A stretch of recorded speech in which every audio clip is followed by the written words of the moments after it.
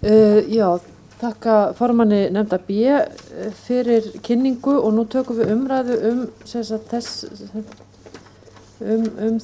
þennan þennan hluta tillagna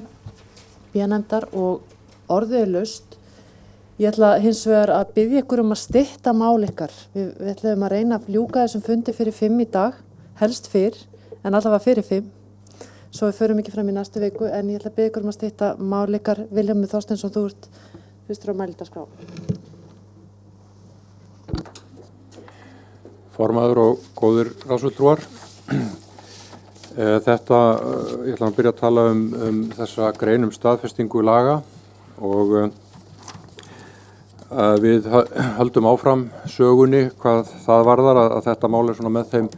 málu sem hefur valdið einna mestri umræðu, minnst í okkar nefnd og einhver leyti í ráðinu. Það var það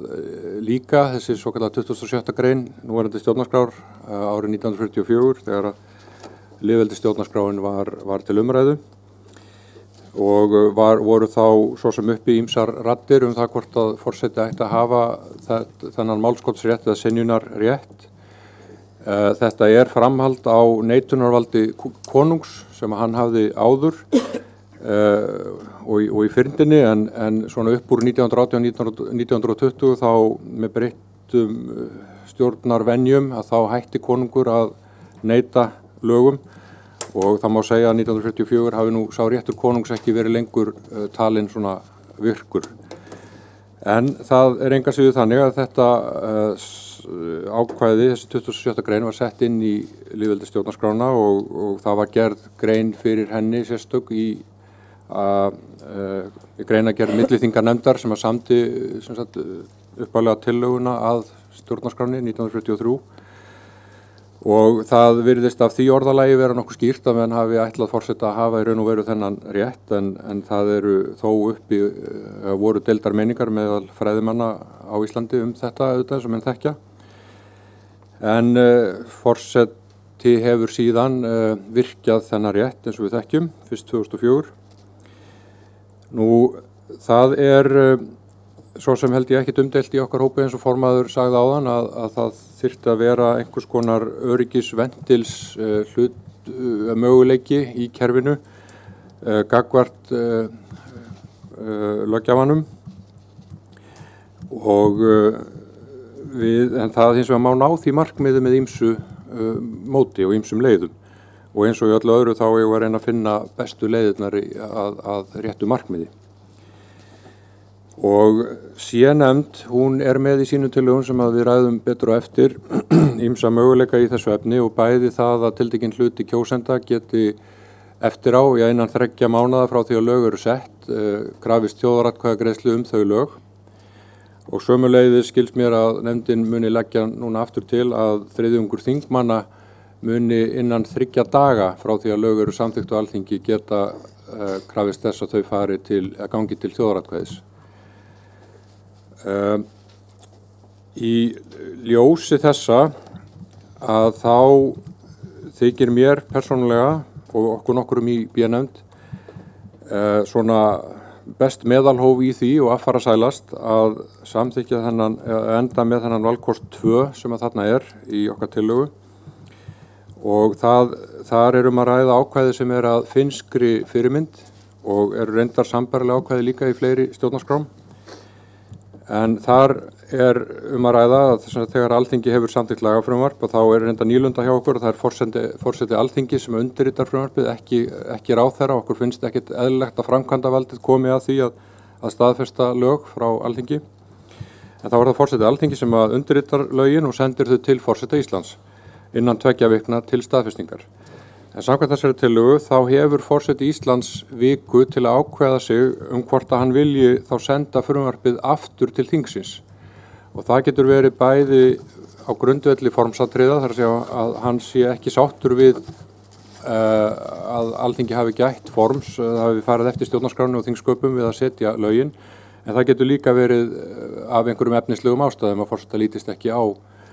lögin af einhverjum ástæðum og það hefur myndast gjá milli þings og þjóðar, svo notaður sé frægur frasi til dæmis. Og þá má segja að forsetinn sé búinn að svona hefja upp þarna ákveðin varúðarfána og þá geta þingmenn auðvitað tekið tillit til þess og þá geti þriðjungur þingmanna til dæmis tekið sér til og krafist þjóðaratkvæðagreiðslu málið samkvæmt tillögu sérnefndar. Ef að það þannig vaxið, en auðvitað gæti forseti einfallega verið að vísa málinu tilbaka af meira formlegum ástæðum, þannig að þingið tæki málið þá aftur til umfjöllunar og bætti það úr þeim göllum sem hefðu verið á málsmeðferð. Og það má náttúrulega segja að það svolítið svona einhliða að forseti hafi einungis þann rétt að vísa málum til þjóðaratkvæðis, jafnvel þó að það kunni að vera fyrst og næst einhver formsatriði sem sem að Alþingi gæti lagað. Þannig að ég tel þetta vera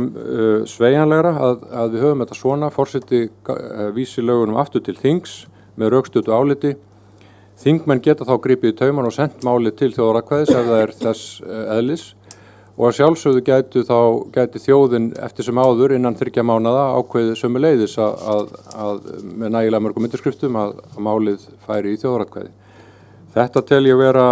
röklegustu og sveigjanlegustu leiðina að þessu markmiði sem ég var að tala áðan með aðhald að löggjafarvaldinu. Og að öllu þessu sögðu sem ég hef nú reifað að þá tel ég einfallega óþarfi og flækja málin að forseti hafi þennan óbreytta málskotsrétt sem nú að hann sé þá eiginlega þriðji aðilinn sem bætist við í það að geta vísa málum til þjóðaratkvæðis en hafi þá til dæmis ekki það vopn að geta vísa aftur til þings sem ég held að væri mjög gott að bæta þá við flóruna. Þannig að í stuttumáli ég er fylgjandi þessum valkosti númer 2 í frekar en valkosti númer 1 en nefndin það eru skiptar skoðanir í nefndinni og þess vegna ákváðum við að leggja fram báða valkosti til kynningar og umræðu og sjálfsögðu er mjög gott að fá afstöðu ráðsfulltrúa sem flestra til þessa hvað þeim þyki að fara sælasta leiðina að þessu markmiðum. Nú varðandi næsta tillögu okkar vald forseta þar sem við leggjum til að tilteknar 3 stjórnarskrárgreinar í núverandi stjórnarskrá falli niður, það er bara línu við allt annað sem við erum að gera að í nefnd B að leggja til að það sé bara alltaf tekið fram það sem forseti gerir og hann gerir það raunverulega og það sé tekið fram hvað ráðherra gerir og hann gerir það raunverulega. Og við erum að koma undirskriftum á löggjafarmál og svo framvegis fyrir með öðrum hætti, til dæmis þarna í þessari grein sem ég var að tala áðan í staðfestingu laga. Þannig að við teljum að það sé engin þörf á þessum 3 greinum lengur. Og svo það í þessum kafla stjórnsýslu og eftirlit, þar sem að það hafa líka verið uppi mismunandi sjónarmið í ráðinu hversu langt að ganga með það að forseti skipi í embætti. Það hefur verið umræðum það að forseti hafi ákveðið hlutverk við að skipa í embætti sem kalla má hluta af hinu lýðræðislega kerfi, þar að segja til dæmis dómara og þá eftir atvikum líka ríkissaksóknara. Það hafa sömuleiðis, en það mál einhver leyti þá á forræði nefndar C, en sömuleiðis hafa þá verið raddir að ganga ennþá lengra og að forseti skipi í fleiri embætti en bara þau sem eru svona beint undir þessum lýðræðislega hatti, þar að segja að fara yfir í að skipa forstöðumenn í stofnunum sem eiga að njóta sjálfstæðis. Og eins og framkom hjá formanni þá væri með þessu verið að fara með hlutverk forsetans svona kannski að lengra í þá átt að tengjast dagur, þrasi og pólitík og það auðvitað þurfum menn að leggja það niður fyrir sér hvað menn vilja ganga langt í því efni. En einnig bendi ég á í greinargerð okkar að þetta dálítið flókið mál. Í dag eru þessar sjálfstæðu stofnanir sem ræðir undir ýmiss konar stjórn. Sumar þeirra eins og samkeppniseftirlit og fjármálaeftirlit eru undir sérstökum 3 manna stjórnum sem að ráðherra skipar eftir atvikum eftir tilnefningu annara og þessar stjórnir síðan ráða forstjóra og reka eftir atvikum. Og svo til dæmis í Seðlabankanum fyrirkomulagið ennþá flóknara, þar sem tiltekin hæfisnefnd sem að ræður seðlabankastjóra og aðstoðarseðlabankastjóra og svo framvegis og sömuleiðis í Seðlabankanum peningastefnunefnd sem að ráðherra skipar í og svo framvegis. Þannig að ég segi það fyrir mína parta að ég myndi eiginlega vilja sjá þessa hugmynd að forseti skipi aðra embættismenn betur útfærða í smáatriðum hvernig menn hefðu þá hugsað sér að þetta virkaði í reynd, gagnvart til dæmis þessum stofnunum og öðrum. Þannig að eins og kannski má ráða á máli mínu þá ég persónulega ekki hlynntur þessum valkosti 1 en styður valkost 2 að þessi sérstaka grein verði ekki í stjórnarskránni, heldur reynum við frekar að taka almennt á þessum hæfis- og ráðningarmálum embættismanna með almennum hætti, þannig að það gildi allar embættisveitingar og læt þar með lokið máli mínu. Takk.